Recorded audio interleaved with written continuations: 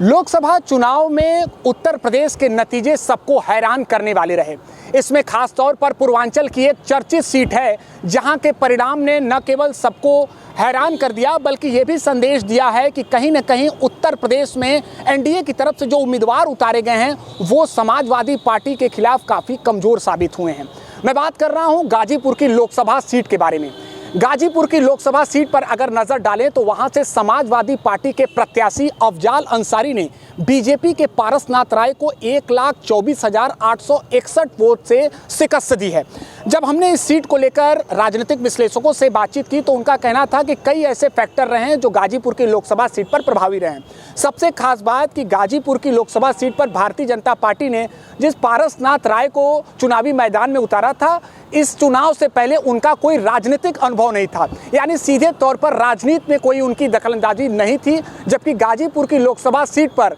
एक सियासी दांवपेच को बेहतर तरीके से समझने वाला उम्मीदवार बेहतर होता। इसके अलावा एक और फैक्टर जो प्रभावी माना जा रहा है वो ये कि डॉक्टर मनोज सिन्हा जब 2014 में प्रधानमंत्री मोदी की प्रचंड लहर में जीत हासिल किए थे, उन्होंने 5 सालों में गाजीपुर में कई ऐसे कार्य किए थे जिसके बाद उनको गाजीपुर में एक विकास पुरुष के नाम के तौर पर भी जाना जाता था, पहचाना जाता था। लेकिन 2019 में बीएसपी के सिंबल पर अफजाल अंसारी ने उन्हें हराया था। अब गाजीपुर की जनता ये सोच रही थी कि कहीं न कहीं डॉक्टर मनोज सिन्हा या उनके ही बेटे या उनके ही परिवार से अगर कोई उम्मीदवार आता है तो कहीं न कहीं भारतीय जनता पार्टी के जो वोटर हैं या उनके जो समर्थक हैं वो ज़्यादा प्रभावी होते और कहीं न कहीं अंसारी परिवार से आने वाले अफजाल अंसारी को कड़ी चुनौती देते। हालांकि इसके अलावा भी एक बात माना जा रहा है कि अफजाल अंसारी ने न केवल समाजवादी पार्टी और अपने कोर वोटर को साधने में कामयाबी हासिल की है बल्कि कहीं न कहीं सीधे उनका जनता से संवाद करना, सीधे जन सुनवाई करना,